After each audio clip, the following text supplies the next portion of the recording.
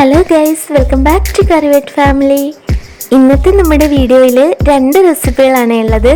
ഒന്ന് മലയാളികൾക്ക് ഏറ്റവും പ്രിയപ്പെട്ട മാമ്പഴ പുളിശ്ശേരി, രണ്ടാമത്തേത് കഷ്ണങ്ങളും തേങ്ങയും ഒന്നും ചേർക്കാതെ പെട്ടെന്ന് ഉണ്ടാക്കിയെടുക്കാവുന്ന സദ്യ സ്റ്റൈൽ മോര് കാച്ചിയത് അല്ലെങ്കിൽ മോര് കറി. ആദ്യം മാമ്പഴ പുളിശ്ശേരി എങ്ങനെയാണ് ഉണ്ടാക്കുന്നതെന്ന് നോക്കാം. ഞാനിവിടെ 4 മാമ്പഴമാണ് എടുത്തിട്ടുള്ളത്. പുളിശ്ശേരി ഉണ്ടാക്കാനായിട്ട് എപ്പോഴും നന്നായിട്ട് പഴുത്ത നല്ല മധുരമുള്ള ചെറിയ മാമ്പഴം എടുക്കുന്നതാണ് നല്ലത്. ഇനി ഈ മാമ്പഴത്തിൻ്റെ തൊലിയൊന്ന് മാറ്റിയെടുക്കണം.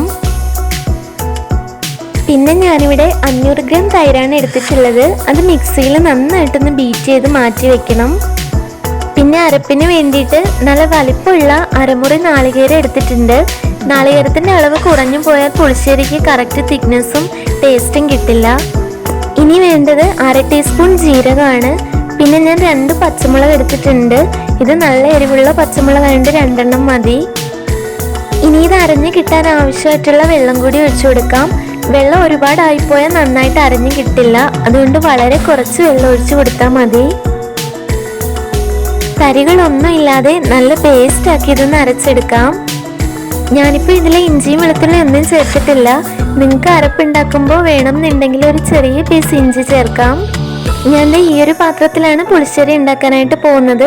മൺചട്ടി ഉണ്ടെന്നുണ്ടെങ്കിൽ അതാണ് ഒന്നുകൂടി നല്ലത്. ആദ്യം ഈ പാത്രത്തിലോട്ട് 1/2 ടീസ്പൂൺ മഞ്ഞൾപ്പൊടി ചേർത്ത് കൊടുക്കാം. മഞ്ഞൾപ്പൊടിയുടെ അളവ് കൂടി പോണ്ട. ഇനി 1 ടീസ്പൂൺ മുളക് പൊടി ചേർത്ത് കൊടുക്കാം. മുളക് പൊടിയുടെ ടേസ്റ്റ് ഇഷ്ടമില്ല എന്നുണ്ടെങ്കിൽ വളരെ കുറച്ച് ചേർത്താൽ മതി. ഇനി 1/2 ടീസ്പൂൺ ഉപ്പ് കൂടി ചേർത്ത് കൊടുക്കാം. ഇനി വേണ്ടത് ശർക്കരയാണ്. ഞാനിവിടെ ഒരു ചെറിയ കഷ്ണം ശർക്കരയാണ് എടുത്തിട്ടുള്ളത്. നിങ്ങൾക്ക് ശർക്കരയ്ക്ക് പകരം പഞ്ചസാര വേണമെങ്കിലും ചേർക്കാം. പക്ഷെ ശർക്കര ചേർക്കുമ്പോഴാണ് നല്ല ടേസ്റ്റ് കിട്ടുക. ഇനി മാമ്പഴം നന്നായിട്ട് വെന്ത് കിട്ടാൻ ആവശ്യമായിട്ടുള്ള വെള്ളം ഒഴിച്ചു കൊടുക്കണം. ഞാനിവിടെ 2 ഗ്ലാസ് വെള്ളമാണ് ഒഴിച്ചു കൊടുക്കുന്നത്. എന്നിട്ട് നന്നായിട്ടൊന്ന് മിക്സ് ചെയ്തെടുക്കാം. പൊടികളൊക്കെ നന്നായിട്ടൊന്ന് അലിഞ്ഞു കഴിയുമ്പോൾ തൊലി കളഞ്ഞു വെച്ചിട്ടുള്ള മാമ്പഴം കൂടി ഇട്ട് കൊടുക്കാം. പിന്നെ ചുവട് കട്ടിയുള്ള ഒരു പാത്രത്തിൽ വേണം മാമ്പഴം വേവിക്കാൻ. അല്ലെന്നുണ്ടെങ്കിൽ അടിയിൽ ഒട്ടിപ്പിടിക്കും. ഇടയ്ക്കിടയ്ക്കൊന്ന് ഇളക്കി കൊടുക്കുകയും വേണം. ഇനി മാമ്പഴം നന്നായിട്ട് വെന്ത് ഈ വെള്ളം ഏകദേശം വറ്റി കഴിയും വരെ മൂടി വെച്ച് കുക്ക് ചെയ്യാം. ഇടയ്ക്കിടയ്ക്കൊന്ന് ഇളക്കി കൊടുക്കണം.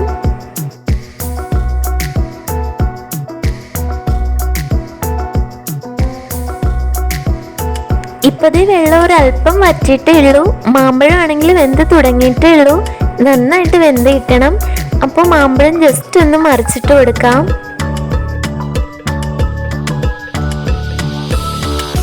മീഡിയം ഫ്ലെയിമിലാണ് വെച്ചിരുന്നത്. അപ്പോൾ ഒരു 10 മിനിറ്റ് കൂടി കഴിഞ്ഞപ്പോൾ വെള്ളമൊക്കെ നന്നായിട്ട് വറ്റിയിട്ട് മാമ്പഴം നന്നായിട്ട് വെന്ത് കിട്ടിയിട്ടുണ്ട്. ഇനി ഇതിലേക്ക് തയ്യാറാക്കി വെച്ചിട്ടുള്ള നാളികേരത്തിൻ്റെ അരപ്പ് ചേർത്ത് കൊടുക്കാം.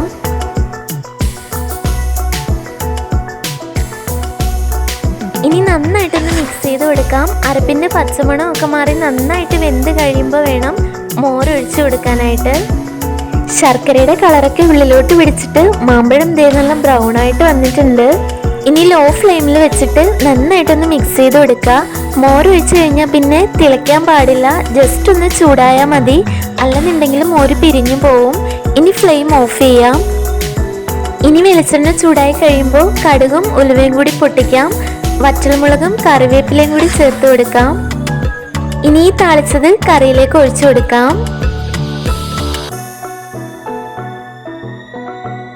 ഇത്രയേ ഉള്ളൂ. നല്ല ടേസ്റ്റി ആയിട്ടുള്ള മാമ്പഴ പുളിശ്ശേരി ഇത് റെഡി ആയിട്ടുണ്ട്.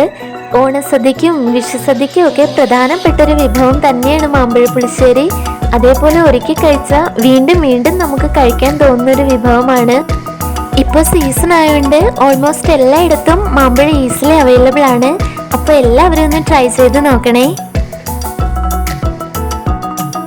ഇനി തേങ്ങ അരച്ചതും കഷ്ണങ്ങളും ഒന്നും ചേർക്കാതെ ജസ്റ്റ് 5 മിനിറ്റ് കൊണ്ട് എങ്ങനെയാണ് സദ്യ സ്റ്റൈൽ മോര് കാച്ചിയത് അല്ലെങ്കിൽ മോര് കറി ഉണ്ടാക്കുന്നത് നോക്കാം. ഞാനിവിടെ മോര് കാച്ചിയതിന് വേണ്ടിയിട്ട് 1 കിലോ തൈരാണ് എടുത്തിട്ടുള്ളത്. ഇതിനെ ഒരു ബൗളിലേക്ക് അങ്ങ് മാറ്റിയിട്ടുണ്ട്. ഇത് നന്നായിട്ടൊന്ന് വിപ്പ് ചെയ്തെടുക്കണം. ഇങ്ങനെ അല്ലാന്നുണ്ടെങ്കിൽ മിക്സിയുടെ ജാറിലോട്ട് ഒഴിച്ചിട്ട് ജസ്റ്റ് ഒന്ന് അടിച്ചെടുത്താലും മതി. ഇനി ഈ തൈരിലോട്ട് 1 ഗ്ലാസ് വെള്ളം ഒഴിച്ചു കൊടുക്കുവാണ്. വെള്ളത്തിൻ്റെ അളവ് ഒരുപാട് കൂടിപ്പോവണ്ട, ജസ്റ്റ് 1 ഗ്ലാസ് മതി. പിന്നെ കൂടുതൽ തൈര് എടുക്കാന്നുണ്ടെങ്കിൽ ഒരല്പം കൂടി വെള്ളം ചേർക്കാം. ഇനി നന്നായിട്ടൊന്ന് മിക്സ് ചെയ്തെടുക്കാം. പിന്നെ ഞാൻ എടുത്തിട്ടുള്ളത് 2 പച്ചമുളക്. പച്ചമുളകിൻ്റെ എണ്ണ എരിവിനനുസരിച്ച് കൂട്ടുകയോ കുറയ്ക്കുകയോ ഒക്കെ ചെയ്യാവേ. പിന്നെ 2 അല്ലി വെളുത്തുള്ളി വളരെ ചെറുതായിട്ട് കട്ട് ചെയ്തത് വേണം. വെളുത്തുള്ളിയുടെ ടേസ്റ്റ് ഇഷ്ടമല്ലാന്നുണ്ടെങ്കിൽ ഒരല്പം ചേർത്താലും മതി. പിന്നെ ഒരു ചെറിയ പീസ് ഇഞ്ചി. ചിലയിടത്ത് ഇഞ്ചി ചേർക്കാറില്ല, അപ്പോൾ വേണ്ടെന്നുണ്ടെങ്കിൽ ഇഞ്ചി അവോയ്ഡ് ചെയ്യാം. പിന്നെ ഒരു 4 ചെറിയ ഉള്ളി, അതും ഓപ്ഷണൽ ആണ്. ഇനി മോര് കാച്ചിയെടുക്കാം. പാൻ ചൂടാകുമ്പോൾ 1 ടീസ്പൂൺ വെളിച്ചെണ്ണ ഒഴിച്ചു കൊടുക്കാം. ഇതിലോട്ട് ഇഞ്ചിയും വെളുത്തുള്ളിയും പച്ചമുളകും ചെറിയ ഉള്ളിയും കൂടി ഇട്ട് മൂപ്പിച്ചെടുക്കണം. ഇതിൻ്റെ പച്ചമണമൊക്കെ നന്നായിട്ട് മാറിക്കഴിയുമ്പോൾ പൊടികൾ ചേർത്ത് കൊടുക്കാം. 1/2 ടീസ്പൂൺ ഉലുവാപ്പൊടിയും 1/4 ടീസ്പൂൺ മഞ്ഞൾപ്പൊടിയും കൂടി ചേർത്ത് കൊടുക്കാം. മഞ്ഞൾപ്പൊടിയുടെ അളവ് ഒരുപാട് കൂടിപ്പോണ്ട. ഇനി ഒരു 1/4 ടീസ്പൂൺ കായപ്പൊടി ചേർത്ത് കൊടുക്കാം. കായത്തിൻ്റെ ടേസ്റ്റ് ഇഷ്ടമില്ല എന്നുണ്ടെങ്കിൽ ഇത് അവോയ്ഡ് ചെയ്യാം. ഇനി ഒരു 1/4 ടീസ്പൂൺ മുളക് പൊടി കൂടി ചേർത്ത് കൊടുക്കാം. പുളിശ്ശേരിക്ക് ജസ്റ്റ് ഒരു കളറ് കിട്ടാൻ വേണ്ടി ചേർക്കുന്നേ ഉള്ളൂ. വേണ്ടെന്നുണ്ടെങ്കിൽ മുളക് പൊടിയും അവോയ്ഡ് ചെയ്യാം. പച്ചമുളകിൻ്റെ എരിവ് മാത്രം മതി. ഈ പൊടികളൊക്കെ നന്നായി മൂത്ത് കഴിയുമ്പോൾ മോര് ഒഴിച്ചു കൊടുക്കാം.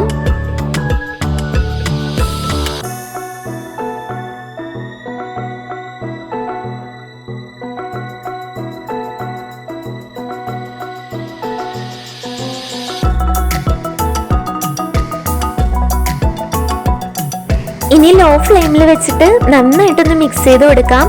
മോരൊഴിച്ച് കൊടുത്തു കഴിഞ്ഞാൽ പിന്നെ തിളയ്ക്കാൻ നിൽക്കേണ്ട, പിരിഞ്ഞു പോവും. ജസ്റ്റ് ഒന്ന് ചൂടായി വന്നാൽ മാത്രം മതി. ഇനി ഫ്ലെയിം ഓഫ് ചെയ്ത ശേഷം 1/2 ടീസ്പൂൺ ഉപ്പ് ചേർത്ത് കൊടുക്കാം. പിന്നെ ഉപ്പിൻ്റെ അളവ് മോരിൻ്റെ പുളിക്ക് അനുസരിച്ച് അഡ്ജസ്റ്റ് ചെയ്യാമേ.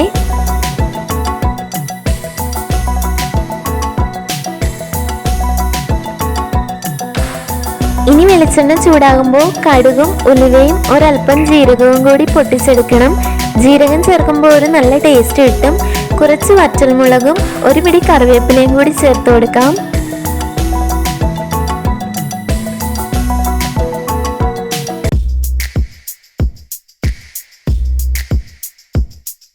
കടുക് താളിച്ചത് കൂടി ഒഴിച്ചു കഴിയുമ്പോൾ മോര് കാച്ചിയത് റെഡി ആയിട്ടുണ്ട്.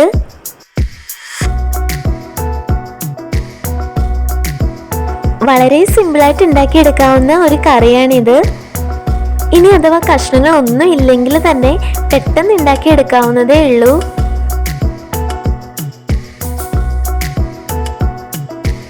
അപ്പോൾ ഇന്നത്തെ 2 റെസിപ്പികളും മാമ്പഴ പുളിശ്ശേരിയും സിമ്പിൾ മോര് കാച്ചിയതും എല്ലാവർക്കും ഇഷ്ടമായിട്ടുണ്ടെന്ന് കരുതുന്നു. ഇഷ്ടമായിട്ടുണ്ടെങ്കിൽ ലൈക്ക് ചെയ്യാനും ഷെയർ ചെയ്യാനും നിങ്ങളുടെ അഭിപ്രായങ്ങൾ കമൻറ്റ് ചെയ്യാനും നമ്മുടെ ചാനൽ ഒന്ന് സബ്സ്ക്രൈബ് ചെയ്യാനും മറക്കല്ലേ പ്ലീസ്. പിന്നെ ഇൻഗ്രീഡിയൻസിൻ്റെ ഒക്കെ കറക്റ്റ് അളവും റെസിപ്പീസിന് കൂടുതൽ ഡീറ്റെയിൽസും ഡിസ്ക്രിപ്ഷൻ ബോക്സിലുണ്ട്. എന്തെങ്കിലും ഡൗട്ട് ഉണ്ടെങ്കിൽ ഒന്ന് ചെക്ക് ചെയ്തോളണേ. അപ്പോൾ നമുക്കിനി അടുത്ത റെസിപ്പിയെ വീണ്ടും കാണാം. Till then, this is Reshma signing off. Thank you for watching. God bless and love you all.